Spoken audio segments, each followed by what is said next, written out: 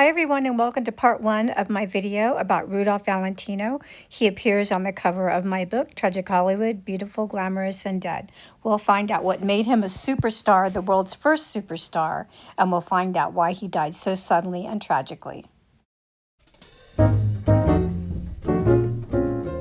Hi everyone and welcome to this week's Star of the Week. This week we're going to be talking about Rudolph Valentino. Most people have forgotten about him, but he was really one of the screen's very first superstars. He was known as the Latin lover, and he was one of the first stars of Hollywood to really make women swoon when they saw him on the screen in movies like The Sheik and a bunch of others where he was just impossibly good looking and had amazing charisma.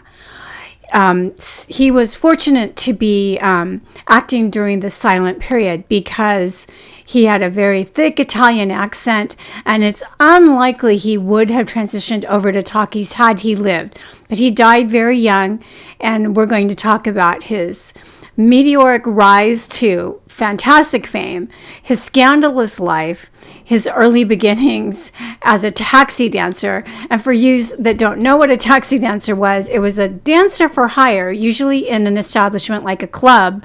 And he was a taxi dancer at this very chic club called Maxime's in New York in 1913. And women, wealthy women, would hire him for dances and to sit and drink with them. And both him and the actor George Raft, who would later become prominent in gangster films as a tough guy, was also started off as a taxi dancer. Anyway, so let's take a look at Rudolph Valentino. He is on the cover of my first book, Tragic Hollywood, Beautiful, Glamorous, and Dead. This is a very famous scene of his bier, or some people refer to it as a viewing. I think this happened in New York at Campbell's Funeral Home in New York. By the way, I got into Campbell's Funeral Home a few years ago. They wouldn't let me film it, but I actually got in there and I actually saw where all these famous people were laid out. I saw this chapel. Anyway, he's actually on the cover of my book. Has any of you, please leave a comment down below if you have heard of Rudolph Valentino. I am curious to see how many still remember him, because even people who love the golden age of Hollywood and Hollywood movies from back in the day don't usually go as far back as silent movies, but I've always loved the silent films as well. And he graces the cover of my book because this shot is so dramatic. When he died, people literally went crazy. It was one of the first times you saw mass mourning for a celebrity. And it was so shocking and so unexpected, his death. And it left many people saddened because they were real fans of his in Hollywood. So I'm curious to know. Please leave a comment below if you've heard of Rudolph Valentino, if you've ever, bonus points if you've ever actually watched one of his films. So he was born in hold on, let me look at my book. He was born in Castellaneta, Italy in 1895. I've heard that his mother was very domineering and overpowering. And so some people say this led him to be effeminate later on or to identify as bisexual. I don't know. I have never heard of him. At least I couldn't find out where he had affairs with men. I have no idea. But I know he had plenty of affairs with women. I know that much. So he had an effeminate way about him that kind of tended to turn off male movie fans. I know this. He dressed very flamboyantly when he was in front of the camera and often had a cigarette. And he would do gestures that you would normally associate with women. But when he did the tango, the whole world stopped. I mean, he put the tango on the map. Women fainted in the theaters watching this guy do the tango. So he was dead broke when he came to New York in 1910 or something like that. So he tried to make ends meet by being a taxi dancer at Maxime's salon. And he met a very well-known and wealthy socialite there, and her name was Blanca de Salas. She was married to a businessman named John DeSalis, and apparently not very happily married because she became extremely attached to Rudolph Valentino and decided she wanted to see him outside the club. So they began this passionate affair. Well, John DeSalis didn't really like this very much, and he had enough clout at that time with law enforcement that he was able to actually get Rudolph Valentino arrested on vice charges because back then it was illegal to have an affair if you were married, and it was illegal if you were having an affair with someone who was married. So he was able to get him thrown in jail for a little bit on their vice charges. So he did this because Valentino testified against him when Blanca DeSalis filed divorce charges against her husband, which apparently was very scandalous back then. Women just didn't file divorce charges. So she was filing divorce charges.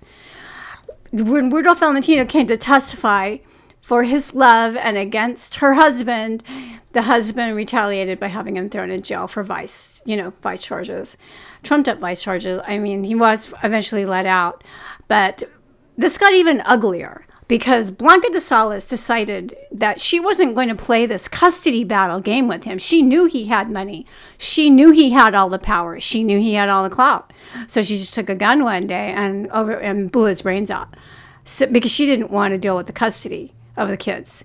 This scared Rudolph Valentino enough that he decided he was going to move all the way across the country to Hollywood, California, and try his luck in the movies rather than stick around for this nonsense because he didn't want to get involved in that anymore. In Hollywood, he was regulated to playing bit parts. But of course, the ever handsome and charismatic Rudolph Valentino soon caught the eye of another woman. She was a screenwriter. Yes, there were quite a few in the 1920s, and her name was June Mathis. And she had written a screenplay called The Four Horsemen of the Apocalypse, and she thought he would be perfect as the romantic lead in this rather epic film. So he agreed, and of course she was right, because this movie catapulted Rudolph Valentino to stardom. And one of the reasons for this was the tango scene. The tango dancing scene in Four Horsemen of the Apocalypse. And I'm going to read to you a little bit in my book about this scene. He did, and it made him a star, and no wonder. His tango dancing scene with Beatrice Dominique is, even by modern standards, one of the most openly erotic scenes ever filmed. And if you see it, it's highly suggestive. This was pre-Hays Code. When I say Hays Code, I mean there was a self-censoring code that came along around the mid-30s in Hollywood, and it lasted until about the mid-60s, and Hollywood censored itself under threat of being censored by the federal government. Well, before that, it was sort of no holds barred, and in the 20s, a lot of these films were highly sexual innuendo and highly suggestive, let's say. And this tango scene in Four Horsemen of the Apocalypse was one of the most suggestive erotic dance scenes ever filmed, and even to this day I would hold it up against the dance scene in Pulp Fiction as equally erotic, if not more erotic. And it really put him on the map, and it made him a big star. And around this time he got involved with a woman, and her name was Jean Acker, and he was really in love with her, but everyone knew she was openly lesbian.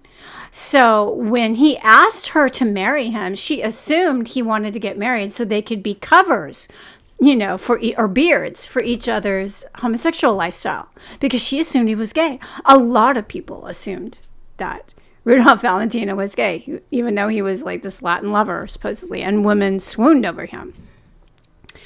So on their honeymoon night, she locked him out of her hotel room because she didn't understand, there was a misunderstanding here. I'm not sure who misunderstood, but yeah. So he continued to write love letters to her until someone finally clued him in. Hey, she's not interested, dude. She's a lesbian. Then he goes, oh, okay, yeah. So then he kind of finally moved on. So the press was overboard with their innuendos about Rudolph Valentino being a pink powder puff and insinuating that he was not exactly what he pretended to be on film. I'm going to read this part of my book. Whether he actually was bisexual is debatable, but the rumors of his bisexuality were both commonplace and widespread. In 1926, the Chicago Tribune famously painted him as a pink powder puff and painted pansy. And the rumor mill pegged he and screen icon Roman Navarro as lovers. In his infamous book, Hollywood Babylon, Kenneth Anger claimed Rudy gave Navarro an Art Deco D, a sexual pleasure device. Whatever that is, Navarro publicly stated that he barely knew Rudy and had had enough romances with women to allay suspicions that he was gay, though still possibly bi. While his flamboyant gestures and dress may have been more down to his Italian heritage than sexual preferences. In the 1920s, America had strict rules on what proper masculine behavior was. Valentino, the hottest male sex symbol of the time, often colored outside those lines to the delight of women everywhere. So, yeah. I mean, whether he was or wasn't, I don't know. It really mattered to women. They loved him no matter what. In part 2, we're going to talk about Rudolph Valentino's fabulous success with the Sheik, his disastrous marriage to Natasha Rambova, and his sudden and tragic death that left the world stunned and in shock.